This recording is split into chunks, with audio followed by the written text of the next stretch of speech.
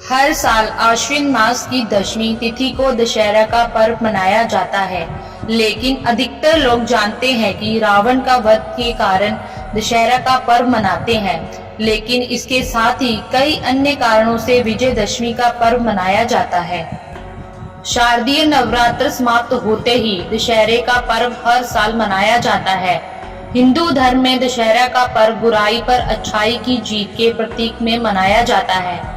माना जाता है कि इस दिन भगवान राम ने लंकापति रावण का वध किया था। इसी कारण हर साल इस दिन को मनाते हैं। पंचांग के अनुसार अश्विन मास के शुक्ल पक्ष की दशमी तिथि को इस पर्व को मनाया जाता है। इस दिन रामलीला होने के साथ साथ रावण के पुतले जलाने का विधान है। लेकिन क्या आप जानते हैं कि श्री राम द्वारा रावण का वध ही नहीं बल्कि कई अन्य कारणों से भी दशहरा का पर्व मनाया जाता है। इस दिन को अधर्म पर धर्म की विजय के साथ असत्य पर सत्य की विजय के रूप में मनाते हैं। जानिए दशहरा मनाने के पीछे कौन कौन सी पौराणिक कथाएं हैं। भगवान राम ने किया था रावण का वध। वाल्मीकि रामायण के अनुसार भगवान राम ने अश्विन मास के शुक्ल पक्ष की प्रतिपदा तिथि से नवमी तिथि तक माँ दुर्गा की उपासना की थी। इसके बाद दशमी तिथि को उन्होंने रावण का वध किया था। इसी कारण हर साल विजयदशमी के पर्व को मनाया जाता है।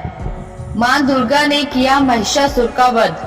दूसरी पौराणिक कथा के अनुसार महिषासुर और माँ दुर्गा के बीच पूरे 9 दिनों तक युद्ध चला था और 10वें दिन उन्होंने महिषासुर का वध कर दिया था। इसी कारण आश्विन मास की दशमी तिथि को विजय के रूप में विजयदशमी मनाते हैं।